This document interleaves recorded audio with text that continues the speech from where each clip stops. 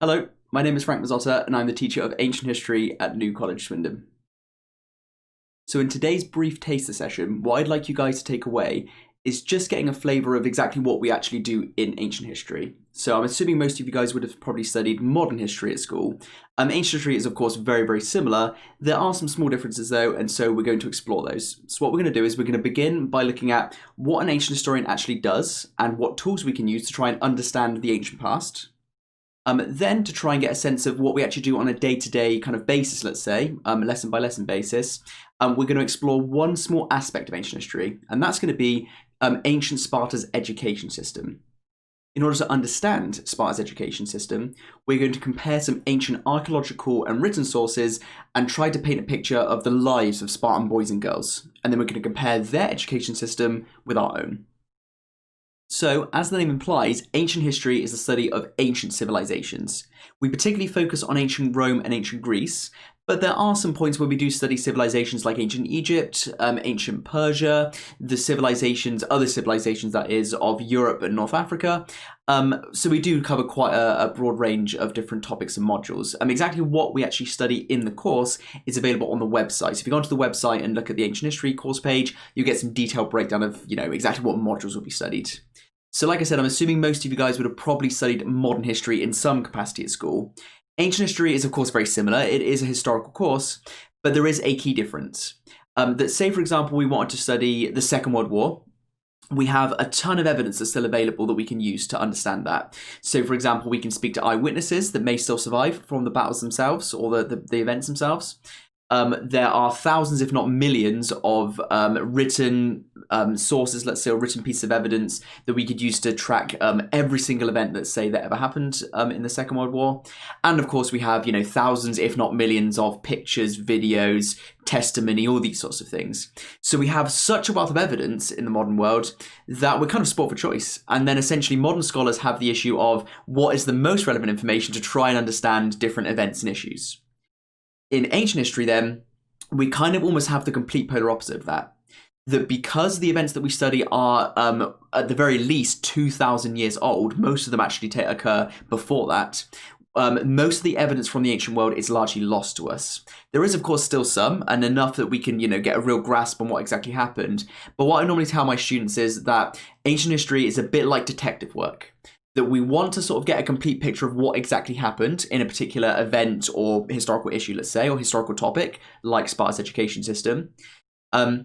But we don't know quite exactly what happened. We kind of have like we're explorers in a kind of slightly uncharted past, you might say. And so what we have to do then is use the fragmentary evidence that we have available, the kind of what's left, let's say, from those 3,000 years of history, and try and piece that information together and sort of try and solve the puzzle, let's say, and paint the bigger picture of exactly what happened. So that does mean then using quite a wide variety of historical sources. Now, of course, it does mean things like reading literary accounts like histories, biographies, those sorts of things.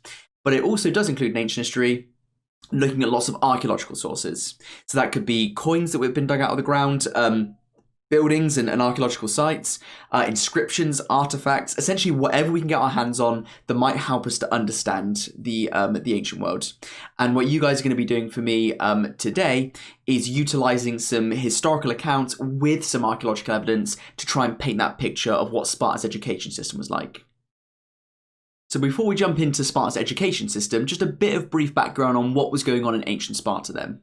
So when we tend to think of ancient Greece, we think of the Parthenon, we think of philosophy, maths, democracy, science, theatre, all these kind of cultural legacies, let's say, that still have a massive, of course, effect on the modern world. Now, these are largely more attributed to ancient Athens. It was the Athenians who were known as being the cultural centre, let's say, of the Greek world. The ancient Spartans, by contrast, were only really interested in two things. They want to create the perfect society, a sort of a perfectly equal and harmonious society. They would call it a utopia, which of course is a word that we still use for, a sort of perfect situation, let's say. And on top of that, they want to create the perfect warriors to guard their perfect state. Now, ancient Sparta, as you can see on the map there, was centered on a sort of corner of ancient Greece called the Peloponnese, which is that little landmass you can sort of see on the screen there. And the bits in orange was what Sparta's territory was. So it was only one of thousands of other states. Now, interestingly, by, let's say, Greek standards, even by Greek standards, we might say, the Spartans were considered a rather odd bunch because they were so disconnected from things like theatre and art and culture, and they were so fixated on these two key ideas, utopia and sort of military brilliance, let's say, military expertise. So a key example to just sort of show you how prevalent this was. So when we think again of ancient Athens, and you to quickly Google a picture of ancient Athens, you immediately see the Parthenon, you see the Acropolis, you see all these amazing buildings.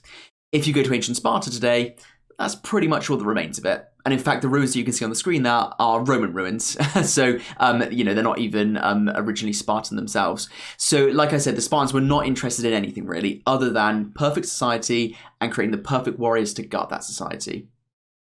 Now, jumping into their education system, we have to sort of think about for a second, why is it that we study things in the first place? What is the point of education? Of course, you're doing it right now, aren't you? You're watching this video hopefully to educate yourself on what ancient history is going to be like if you want to perhaps pick it up at New College. Your parents, of course, would have gone to school or university. Your grandparents would have done, perhaps even your great-grandparents after them. So it's something that everyone does, and it's also something that everyone tends to take for granted. You go to school until a certain age, and then afterwards you either go to a job, you go to university, but eventually, of course, you finish your education and you go into some sort of employment. But we tend to not really think for ourselves for very long about why do we actually go to school? Why do we actually want to be educated, let's say? Perhaps at least unless maybe you're in a particularly boring lesson, you're thinking, oh God, why am I here? But generally speaking, we don't really tend to think about it very much. And I bet any money if you were to ask 5 different people, let's say, about what the purpose of education is, you probably get 5 different responses. Maybe ask your parents and see what they think. And I bet you any money they'll give you a different response to what you'd think.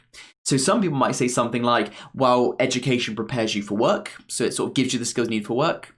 Others might say it prepares you for a high level of education, like university. Others might say, well, it prepares you for adult life. It gives you, core life skills that will help you deal with the challenges of life itself. Others might say, well, it helps you integrate and adapt to society because you're able to, of course, to meet lots of people from different backgrounds and share experiences and learn about your wider community. And others might say it teaches you important values that we all share living in modern Britain, or if you're American, in America or somewhere else in Europe, other values, but values that we share as a people, let's say, as a culture. In Britain, for example, that might be respect and tolerance for other people's views. It might be democracy. It might, of course, be things like, like in particular sports, like football, that sort of stuff. But either way, we do have shared values in Britain, and our education system does have an important role in shaping those values, just as it does in any other culture or any other, country in the world. The education system is a core component of that. So, for example, the schools minister, Nick Gibb, in 2015, he said, why is education so important? He said that the education is the engine of our economy, it's the foundation of our culture, and it's an essential preparation for adult life. So it kind of covers some of the things that I just mentioned, but I think the key thing to take away from that is that it's not just one thing, of course, is it? It's not just to give you some skills for work. It's not just to set you up for some further study, let's say. It's not just to give you some values. It's all of these things combined. So like I said then, because the Athenians are considered the cultural heart, let's say, of the ancient Greek world, we tend to imagine that we ourselves are the direct cultural inheritors of ancient Athens and ancient Rome. These are the high cultural points, let's say, and we tend to overlook the Spartans because they're so militaristic, because they're so focused on war and these sorts of very out there aspects, let's say, that we don't tend to associate with the Greeks. We tend to imagine that we don't have much to do with the Spartans. We're more focused on ancient Athens. But actually, one of the most important contributions from the ancient world to our modern society, which is the modern schooling system, actually comes from ancient Sparta and not ancient Athens. So in most societies in the ancient world, education was done on a private basis. So me as a teacher would be hired out privately by different people, and I would tailor my education, or I'd tailor your education, I guess, to whatever you needed. So say, for example, there was a local bigwig, let's say, of a city, and he wanted his son to go into politics. He would hire a teacher and he would say, I'd like you to teach my son how to be a politician. And then I teach them, how to speak publicly, how to convince voters to vote for you, how to sort of, become good in the spotlight, let's say, the sort of skills that would benefit them in that way. The ancient Spartans then went against that. So they decided, very much like ourselves, that they would like all of their citizens to have the exact same equal education. So sort of equal opportunities for all citizens, including, surprisingly, because normally, unfortunately, in the ancient world, women tended to be seen as second-class citizens, but also for women as well. The Spartans then were essentially the first civilization that we know of, at least, that offered an equal, uniform, but state-based education system, which is basically the same as what we have, in the sense that schools are state-funded, and you go to your local school and you study relatively similar subjects across the country. You know, most people are going to study, let's say, history and geography and those sorts of ones, but everyone will study maths, English, science, let's say. Okay, so we owe that then not to the Athenians nor to the Romans, which is what we tend to imagine we have most of our legacy from, let's say, but actually instead to the Spartans. However, the similarities kind of stop there, pretty much, because as much as they are similar in the overall intent, let's say, of the education system, the overall concept is very, very similar to our own. It was a radically different kind of schooling system. So because, as I said, the Spartans were more fixated on wanting to create a perfect utopia, a perfect society, and to then create the perfect warriors to guard that society, their entire education system was essentially geared towards one key purpose, and that was war. So the Spartans then desired to be the greatest warriors in the Greek world, to give them sort of a key advantage over any of their rivals. And they felt that the best way to achieve this was to organise their schooling system into essentially what would be a military training camp. And every single lesson, every single activity that they did was geared towards some part, let's say, of life as a soldier. In order to achieve their goal, at age 7, boys would be taken from their parents and you would be sent through an education system known as the agoge. The agoge kind of means, if you were going to loosely translate it, something like leading, as in, leading the boys through the system, let's say. They would live and train away from their families in state-organised, let's say, training camps that were modelled on military camps, and they would go through that from 7 years old all the way up to 21 years old. Once you became 21, you then entered a class of military cadets, and then you had another 9 years of schooling, teaching you how to actually fight and participate in the military until the age of 30. So normally, of course, our system ends, at 16 if you finish GCSEs, 18 if you go through to A-levels, and then 21 for university. In ancient Sparta, you still have another 9 years. So it's even by modern standards, that is a pretty old age to finish your schooling system. But it was all about, like I said, preparing them from that life in the camps and in the soldier's life, let's say. Okay. So because of that then, and because they had this stated goal of preparing them for war, skills like reading, writing, and skills that we, of course, want to make sure that we learn, were only really taught at the bare minimum. They were taught, but not very much, let's say. Instead, the boys were put through very grueling tasks and really grueling tests of strength and endurance that were all again prepared to gear them for this soldier's life and different parts of being a soldier. The other unique thing, like I said, is that whereas in other societies, girls would be taught skills, let's say, that would prepare them for more domestic chores, so working in the household, in Sparta, girls were given a separate education to the boys, but an equally focused education, let's say, on military training, on physical fitness, and particularly getting them to participate in public life. But there was a slightly different goal, as we're going to see. Okay, so as I said then, ancient history, it's all about then trying to utilize ancient evidence to piece together a picture of certain events and issues.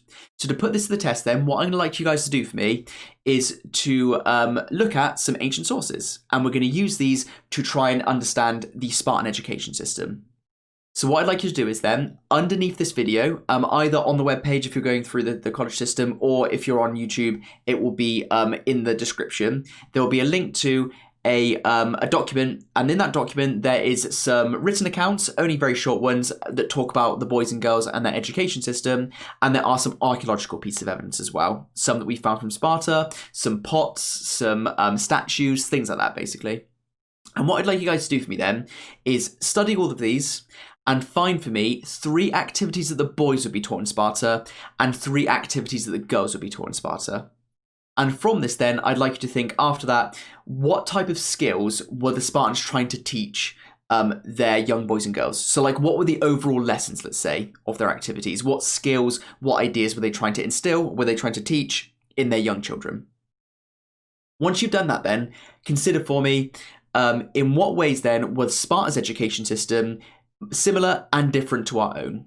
You're probably going to notice there's far, far more differences between the two systems than there are similar, even though, like I said, our modern schooling system is based on it. But you're going to notice it's radically different because, of course, they have a completely different goal in terms of what they want their students to learn. So what you can do is then find the document, pause this video, and have a look at the notes and sort of take your time with it. Once you've got some thoughts together for me, so you can make some notes if you like. If not, just sort of have a read through them and think to yourself. Think of some different ideas for these questions. Once you've done that, then resume the video, and in the next little bit, I will explain sort of all the stuff. We'll go through the different sources together, and you can compare what I've come up with then and what you come up with, and we can sort of see how similar or how different were your ideas. Okay, there's no right or wrong answer. It's just kind of what you consider. Okay? So yeah, so pause the video, and once you've done that, I'll see you in a minute and we can have a look at this together. Okay? So see you in a second.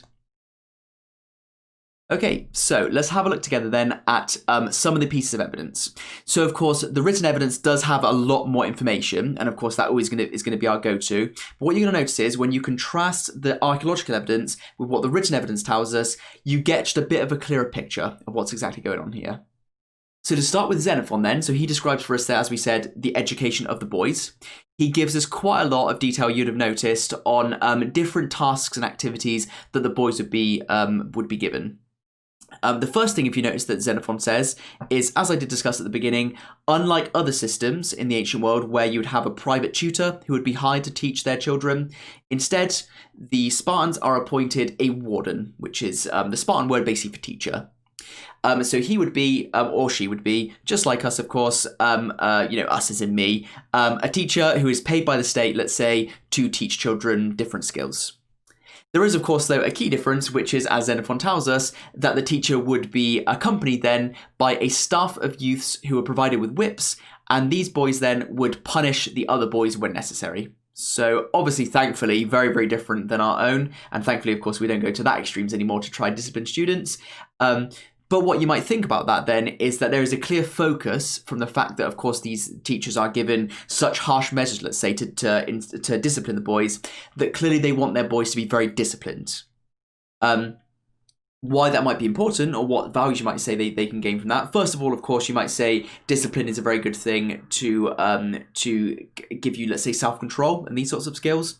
But particularly, again, remember we said that one of the key goals or purposes of the Spartan education system was to make the boys prepared for war. And so, of course, you definitely want disciplined and well-disciplined soldiers. And so by doing that, it teaches them and it prepares them for a life of discipline in a soldier's life.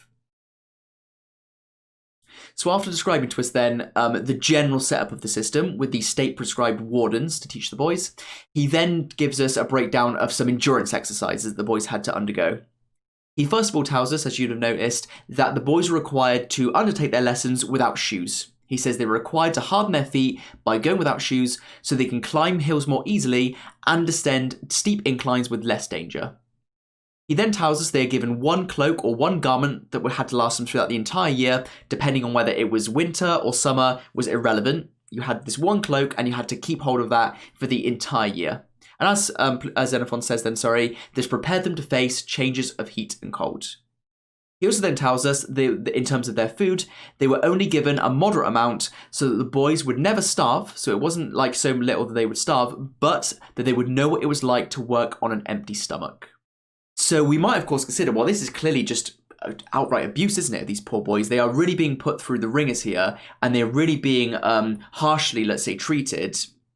And this is essentially just lessons that they're being given. So again, what skills are they developing? What lessons are they trying to get from this? Well, again, if you think about the overall goal of it being a preparation for war and sort of a training camp, it makes a bit more sense. So, for example, being given no shoes, well, when they actually went to war, they were given shoes. So it's kind of a luxury. And of course, if they can, if you can run in a forest, let's say, if you can climb a mountain with no shoes on, you can probably very easily climb a mountain with shoes, if that makes sense. So it's like making it harder in the training than it actually would be on campaign, let's say. Again, only giving them one garment. Well, you probably wouldn't have to have that when you're actually a soldier. But of course, a soldier's life is not the cleanest business in the world. And generally speaking, you might have to just sometimes go weeks or even months, let's say, without let's say, the benefits of basic hygiene. And so, of course, what better way, let's say, to acclimatise them to that sort of harsh lifestyle than getting them prepared in their education system, in their early schooling. Very similar to that then in terms of the food. That, yes, of course, they want their children to eat well, and they want their soldiers, of course, to eat well when they're on campaign. But, of course, if something goes wrong, who knows where your next meal is going to come from? Sometimes soldiers have to ration food when things get very tough. And, of course, by forcing them, let's say, to ration their foods, and by, as we're going to see in a second, forcing them, to do some other things, let's say, and to work on an empty stomach, that would, of course, prepare them for that soldier's life where sometimes the next meal isn't a given, let's say, and you might have to go that extra mile without the luxury of having a full stomach. So following on from the last point then, Xenophon also tells us that in order to supplement, let's say, their very meagre rations, their very small food amounts, they would be encouraged then to steal to survive. Now, of course, we might say, well, why would you want to teach your children how to steal? That, of course, seems ridiculous and far-fetched. That's obviously not a good trait to develop. But again, of course, Xenophon does sort of set this up for this is preparing them for a unique aspect of life in the military. So he tells us, doesn't he, that if a young boy was caught stealing, they would be punished, but not for stealing, but for being caught. As in, next time, get better at it. Be a bit more sneaky. And again, of course, we might say, well, why would you want to teach them that? Well, clearly, they're trying to prepare them for perhaps when, like we said a second ago, they might not have much food on campaign. Well, they can always forage for food. They can always find ways to get food because they've taught their whole lives. They've been practicing their whole lives to go on the bare minimum and to sort of, forage around and find food wherever they can. And so it's just another way of preparing them for that life on campaign. Another rather odd endurance exercise that took place in ancient Sparta is the one that Xenophon describes at the altar of Artemis or Thea. So he tells us then that young boys would be given a task, and the task was that on this altar there would be a stack or a pile of cheeses. Why cheeses, we don't know. Just one of those random bits of history. And in front of them then would be another set of boys, and they would be prepared, let's say, to defend the cheeses. And the whole routine of this lesson was that some of the boys had to try and break through the other boys and get the cheeses and escape. And of course, the other boys had to stop them from doing it. Sounds really strange, of course. Sounds like it doesn't really have much of a lesson whatsoever, of course, does it? We might say it might just be another one of these endurance exercises, like we said a second ago, preparing them for life as soldiers. But there's probably an extra element to that. And you can see this extra element when we compare this with the actual archaeological evidence that we found from this site. So, archaeologists dug up the altar of Artemis or Thea in Sparta, and what they found then were these rather grotesque and quite creepy looking ornamental masks. And what we believe these were used for then is that these would be worn by the boys who were defending the altar. And so wearing these masks, of course, makes them very intimidating and quite scary. And as Xenophon tells us, their primary role then was to attack the boys and to beat up the boys who tried to get the cheeses. So let's put yourself in the shoes of one of these young boys. You're, of course, first of all scared that you might be beaten up by these older boys who are trying to defend these cheeses. You are told that by your teacher you have to try and get there and make your best effort, let's say, to get as much cheese as you possibly can. And, of course, these older boys then are stood there with these terrifying, intimidating masks. So understandably, they're no different than us. They're only human. They would be very terrified of the situation. And why wouldn't they be, of course? They're, like I said, it's only natural. But of course, there's a key lesson then that's being learned on top of that, which is that in that moment when you're panicked, when you're scared, you need to continue, let's say, to endure, you need to continue to persist, and you need to be brave. And so what you might say is then, the key skill that's being developed here is bravery in the face of danger. Because, of course, it's very easy to teach the boys to be brave and just say to them, you're going to be brave, let's say, when they get to battle. But, of course, it's one thing doing that. But actually, when they're there and they're in the heat of battle, let's say, and things are going very badly or the horrors of war, let's say, become very apparent, you want, of course, soldiers who are going to brace it and they're going to be very brave rather than, of course, running away. So you have to remember, of course, in the ancient world that the wars, of course, were fought not at a distance like today, with guns and everything else. They were fought up close and personal with spears and shields. So it was a pretty brutal way of doing warfare. And so, of course, a key skill would be in war just not to run away, just to grit your teeth and remain brave when all else around you seems terrifying and scary. So this is then another way of doing that. And we only really get a sense of that, and we only really understand the primary purpose of it when you compare what Xenophon says with, of course, these quite freaky looking ornate masks from the altar itself.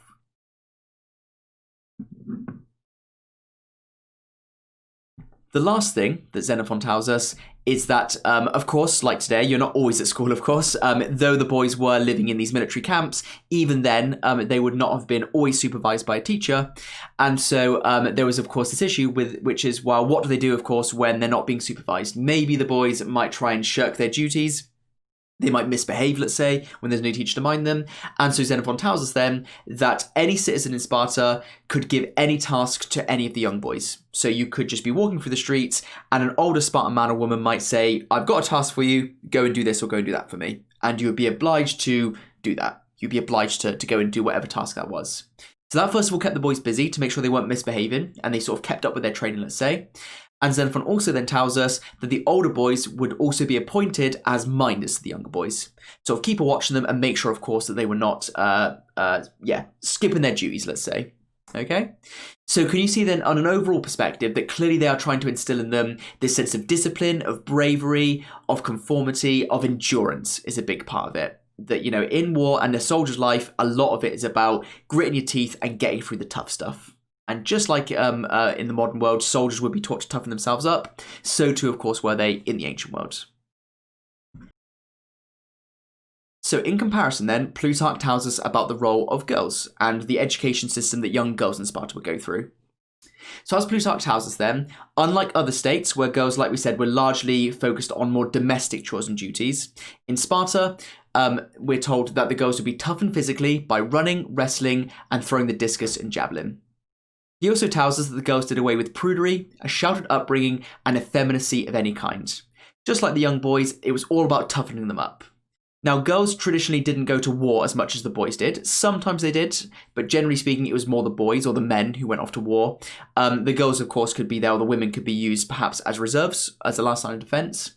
Plutarch does tell us, though, that one byproduct, let's say, or one benefit to teaching the girls to be so physically fit was that it would help them in the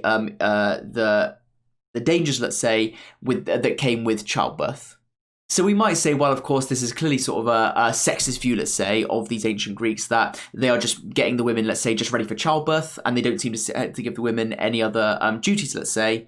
But what we have to remember is that in the ancient world, without the benefits, of course, of modern medicine, minor complications in the birthing process would become very serious complications, and giving birth was a very, very, very dangerous affair. And so, though it is, of course, still somewhat sexist and they kind of are focusing, let's say, on this one thing, you have to remember that they are trying to keep the women as safe as possible by preparing them for those sorts of endurances that they, of course, have to go through.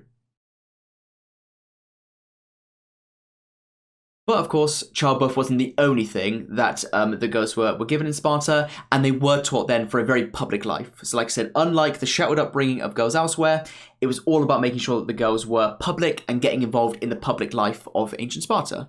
So, for example, Plutarch tells us that the young girls, no less than the young men, grew used to exercising naked. Now, you probably know this, maybe from something like Horrible Histories, that the Olympics in ancient Greece were performed all in the nude. Of course, we think that's a very strange thing, and rightly so, but the ancient Greeks, they were completely fine with it. But it was rather unusual or unique for women to be seen naked in public. So men in the gymnasia, it was quite common. Women, it was far rarer. So, of course, Plutarch tells us, women in ancient Sparta, because, of course, they're treated equally to the men, they were also got used to it. They were treated just the exact same as the men. He also then tells us that the girls would also take part in dancing and singing competitions at certain festivals with the young men present. So again, it wasn't sort of like the women were separated elsewhere from the men and they lived this sheltered upbringing away, let's say, from public life. Nope, they are, center to everything, participating alongside all the other activities that the boys would get up to as well. Plutarch also tells us that the girls were given another important duty, let's say in Sparta, and they would practice this to help encourage the men. So we're told then that the girls would make fun of each of the young men and would helpfully criticize their mistakes. So they would pick out certain boys, let's say, who were not lifting as much weights as the other boys, or who weren't as brave as the other boys, or weren't as fast or whatever. And they would helpfully criticize the mistakes and sort of offer them, let's say, ways to improve. So they kind of became the teachers for the young boys as well. Plutarch also though tells us that they would rehearse songs in which they would praise some of the boys who had particularly excelled, and other songs that they might of course compose to sort of ridicule, let's say, the boys who had failed at certain tasks. And Plutarch tells us then that the idea was to fill the youngsters with a great sense of ambition and rivalry. So it does show us then that the girls were given a very important duty, which was a sort of a local police force, you might say, that they would police Sparta on a local level, and they would make sure that all the young boys would be up to their duties. That if you shirked your duties, you're very likely going to be the butt of the jokes in the next sort of singing and dancing that the girls get up to. Or of course, if you excelled, if you were really brave in that particular activity, or you fought a really good battle, let's say, or something like that, you'd probably be very likely, let's say, going back to Sparta, and people would be singing your praises. So they sort of police Sparta on a very local level. So when we compare what Plutarch says with the archaeological evidence, you get something very, very similar that's being presented here. So the first piece of evidence then is a bronze figurine. It dates to about 520 to 500 BC, so 2,500 years ago essentially. And it's of then a young Spartan girl, and she's running. So what it does then, it doesn't tell us very much, but what it does show us is it kind of confirms, let's say, what Plutarch tells us. So as you can see then, she is, first of all, kind of a mid-sprint, you might say. She looks very athletic, so you can see sort of, pretty toned abs and everything else going on there. She has her hair very long, just like the boys, so you can see it sort of knotted and tied at the back. And you can see she is wearing a robe, but if you notice, it's slightly exposed. So she has sort of got some body parts exposed there. So essentially, it just confirms for us what Plutarch tells us. It shows us that the girls did take pride in their appearance, and they did take pride in their sort of physical, let's say, their physical prowess. The other archaeological source is one that was found not in Sparta itself, but at Olympia. So this was where the Olympic Games were held, hence, of course, Olympia itself. So in Olympia, there were plenty of these statues, and they were essentially statues that were set up by Olympic victors. They wanted to sort of honour their victory, let's say, and to make sure that people didn't forget, I'm the discus winner, let's say, of this year. And so they would set up a statue to honour them. And one of these statues, then, unfortunately, we only have the base. We actually don't have the statue itself. We imagine maybe it was this woman, Caenisca, perhaps sort of on a four-horse chariot looking very regal and splendid. But either way, there is an inscription on the base of the statue that does tell us quite a lot about who set the statue up. And what we're told then is that, if we read the quote out for you, "Kings of Sparta were my fathers and brothers. I, Caenisca, victorious at the chariot race with her swift-footed horses, set up this statue. I claim that I am the only woman in all Greece to have won this crown." So there's quite a lot to unpack there. First of all, it shows us that just like the boys, girls would be given this physical education. They were taught, of course, things like horse riding, chariot riding, just like the boys might have been done. Hence, of course, why she can compete in the Olympics. It also, though, tells us, because, of course, she says, doesn't she, "I claim that I am the only woman in all Greece to have won this crown," that clearly, of course, Spartan women are the exception and not the norm. Because, of course, if they were the norm, there probably would be far more female winners, wouldn't there? Because there is no female winners other than Caenisca, clearly, of course, it's only a unique thing that the Spartan women got up to. But you can quite clearly see the fact that she sets up a statue and sort of wants people to remember her victory. Clearly, she takes a great degree, let's say, of pride in this victory, that she has won this great Olympic victory. She wants to boast about her athletic prowess. And of course, what better way than a fancy statue to show for all time? And thankfully, of course, we still have it. So I hope you've enjoyed this very brief taster session and got a sense of the type of things that we do in ancient history. So essentially, on a day-to-day basis, lesson by lesson, that's kind of what we do. We want to study certain topics and events, and so we compare archaeological evidence with literary evidence, anything we can basically get our hands on, and we try to combine this stuff to get an understanding of the ancient world. If you have any more questions or you'd like to learn anything more about the course itself, more information is available on the website. So if you go to New College website, search up ancient history, and there's lots of information about what we study, what sort of career paths you can go into, what other subjects it complements, these sorts of things. If you have any other questions, though, at the bottom of the website page, the course page on ancient history, my contact details are available on there. And you're always welcome to send me an email, and I'm happy to respond to you anytime. So yeah, thank you very much for listening, and I hope to perhaps maybe see some of you guys at some point in the future in ancient history. So take care, and bye-bye.